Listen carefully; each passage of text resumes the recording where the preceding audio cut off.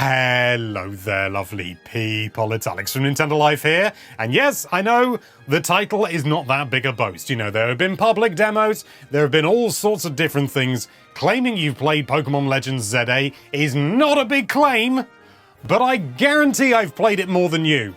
By a lot. Nintendo invited me to go along and have a go at the game in Paris, in the Eiffel Tower, because, you know, Lumio City and all that, and I got to play a build, or rather a series of builds, probably the same build but like different sections, compared to anyone else who also wasn't attending the same media event. And has been rapidly over the past 8 or 9 years become tradition, I'm going to express my thoughts about it, and you're gonna listen.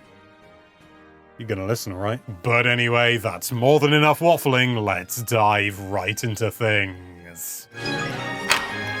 So, a little bit of preface, should we say.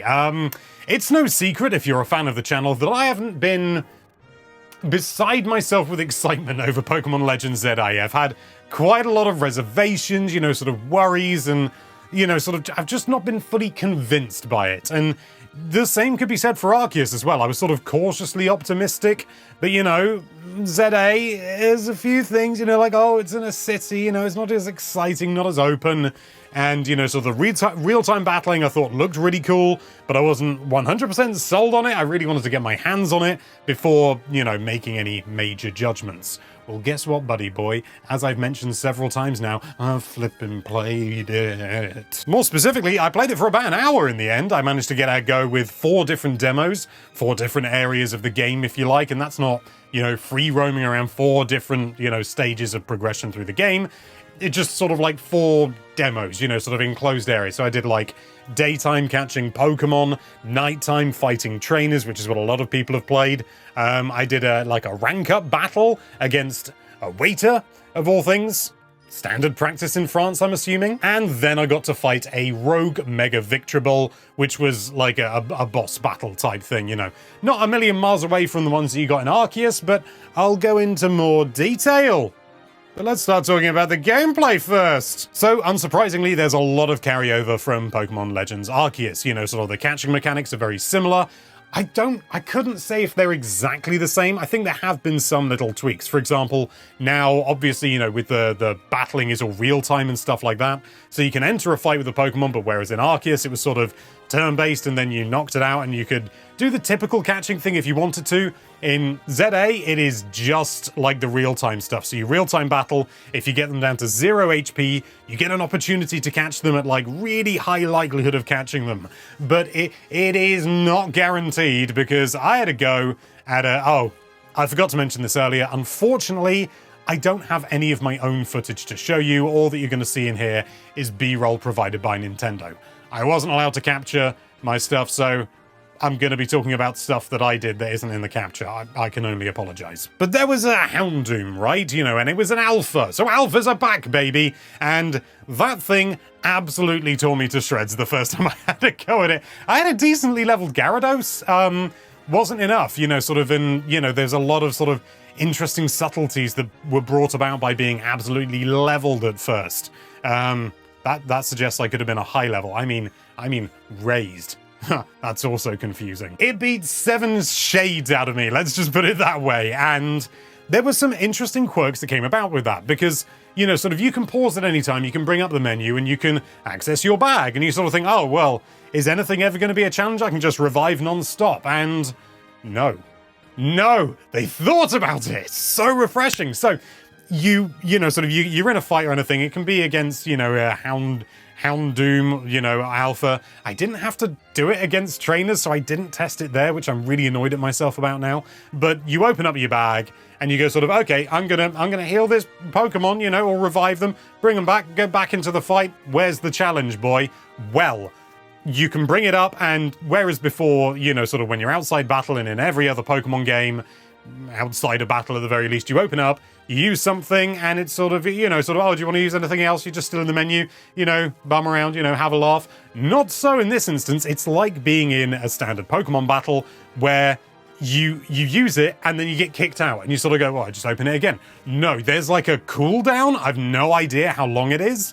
but, you know, there's a cooldown, so you can use a healing item, and then you can't use any more items for a duration. I mean, I am guessing here, but I would say maybe it's 10 or 15 seconds. It could be more, it could be less. I am really just guessing, so do not take that as gospel. And so I was having a really tough time against this Houndoom, which was so refreshing. Even though the Gyarados I had was basically the same level, because it's an alpha, it takes a real beating, and it hits hard as well. And you could well argue, well, why don't you just dance around it and, you know, sort of wait until, you know, sort of the cooldown happens, and if you run out of Pokemon, well, just continue dancing around it, because very much like Legends Arceus, and I'm so pleased this made it over, because I didn't see any immediate indication in the previous, you know, sort of stuff that they've shown, you take damage as well. You have like a red border that appears, just the same as Arceus, so you, yourself, your trainer, can get knocked out.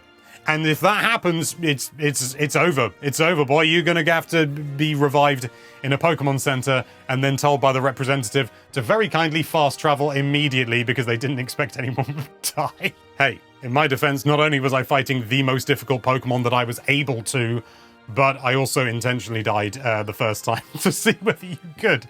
Because I was like, I don't want, you know, I want my character to have some agency and to have some presence in the game. That was one of the things I loved so much about Arceus, and I'm so pleased it's back. But enough of what's old, what's new? Well, I want to talk about the gameplay, the battling and things like that, the real-time stuff.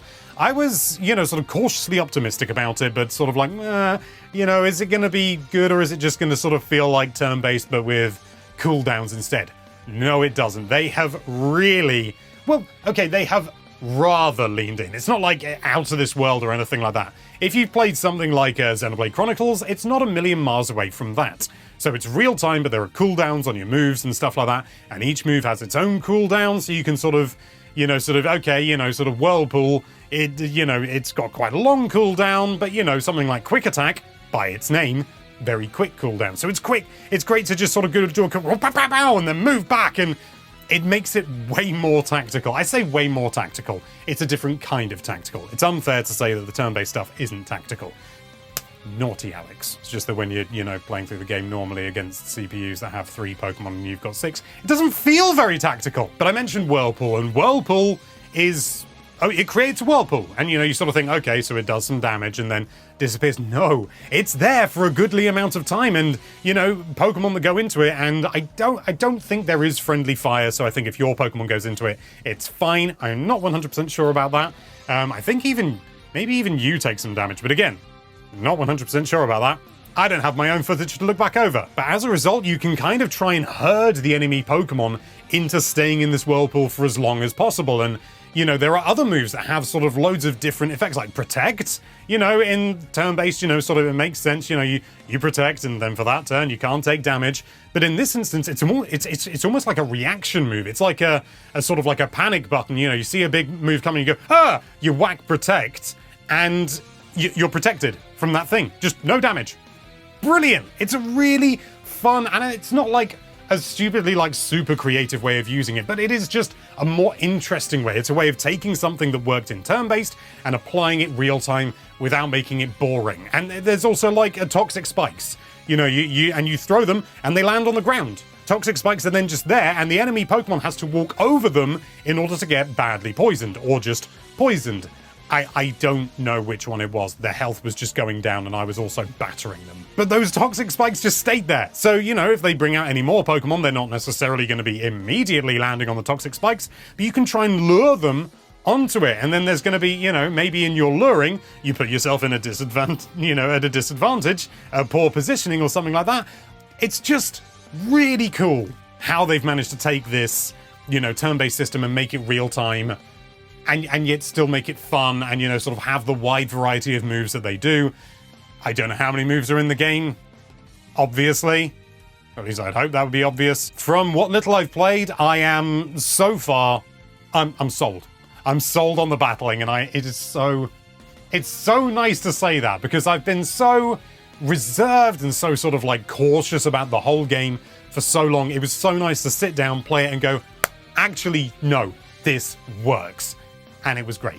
You know, it's great against wild Pokemon. It's great against trainer Pokemon. You can also do like, sneak up on trainers which feels very underhanded, to be honest, and then use a move against their Pokemon and bah, you've got an advantage and stuff like that.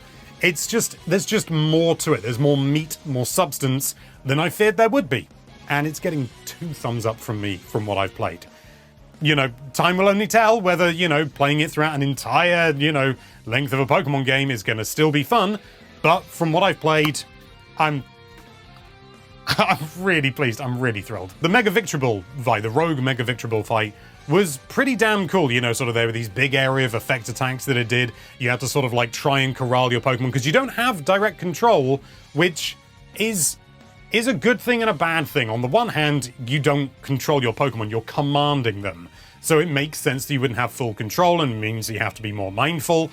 But there's a part of me that wishes I could sort of like vaguely direct it with the right stick or something. Because when you're locked on, you can't pound the camera anyway. That right stick does nothing. Minor complaint, but you know, I think that's an intentional thing to, one, keep the controls simple, but also, again, as I say, you're not controlling the Pokemon, you're commanding them. So you have to try and corral them, herd them, which is arguably more interesting. But having played Astral Chain recently, there's a part of me that's like, just let me control it. But no, that's not fair. That's not fair, okay? So don't go away with that opinion, because it's not fair. So, gameplay's good, yeah? Yeah, it is. It's really, really good. Now on to everything else. I'm not going to split hairs about it or anything like that. The game, visually, I mean, it runs well. It runs well. I don't think I managed to get it to stutter or anything like that, drop any frames that I was aware of. But the game visually is very, very basic. You know, sort of, there's not a lot of foliage, you know, there's...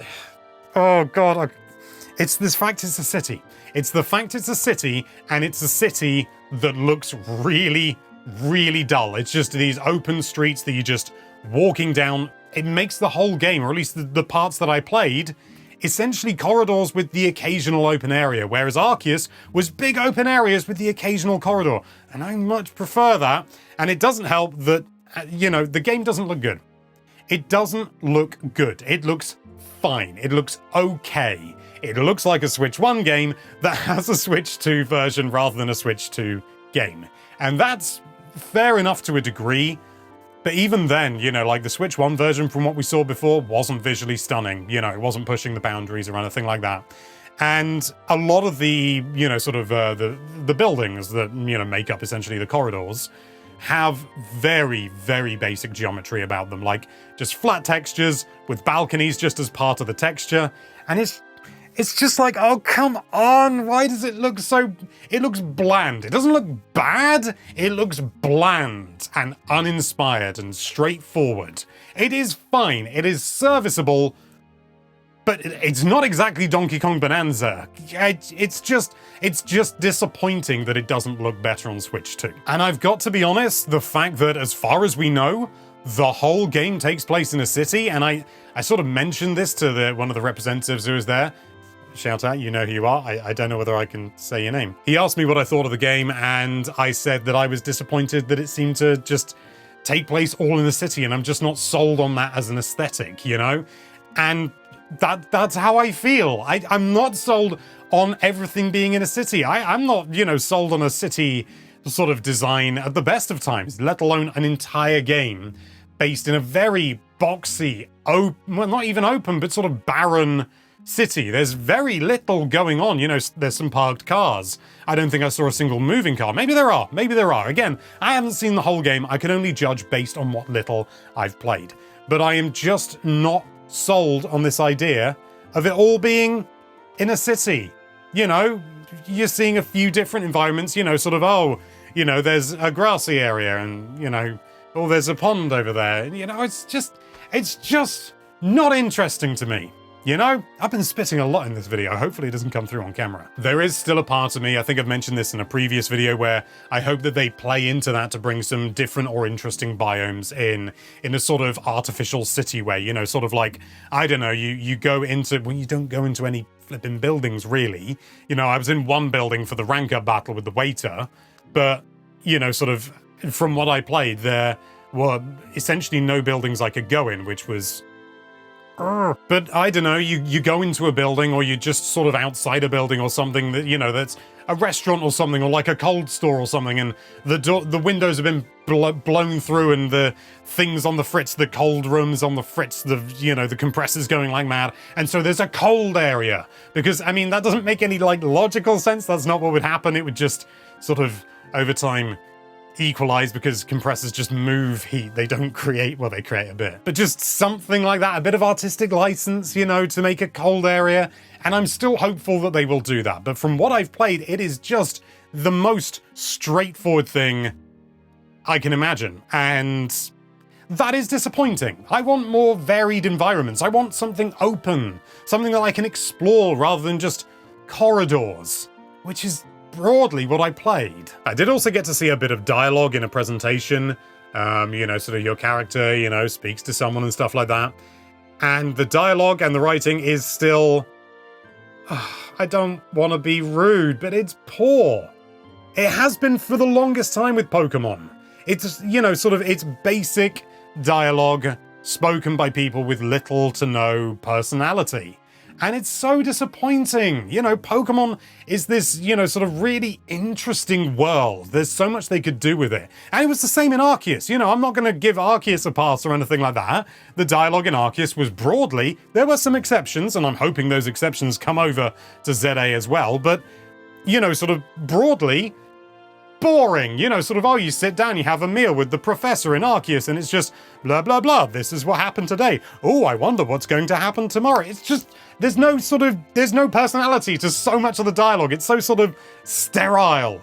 And that still seems to be the case from what I've seen, which is not much, but from what I've seen with ZA. And given Scarlet and Violet was very much the same as well, I'm not hopeful that it's changed. And at the end of the day, the gameplay is what's most important, 100%. And so far, the gameplay looks really good. And that's how I felt about Arceus.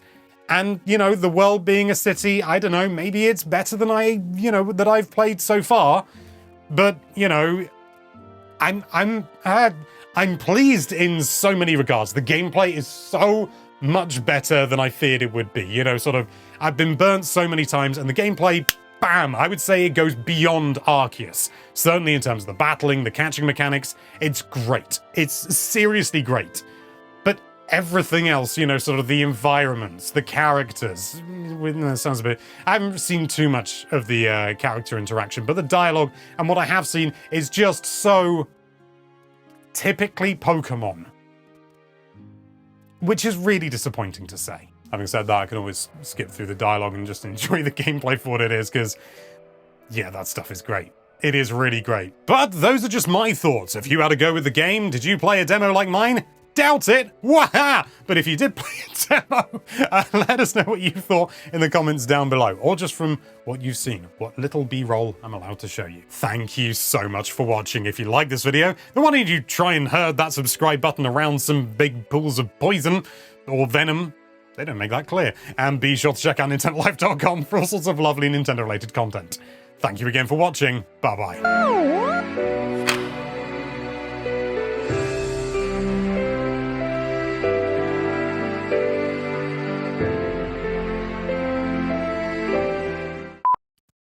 I should have said toxin. Toxin incorporates poison and venom.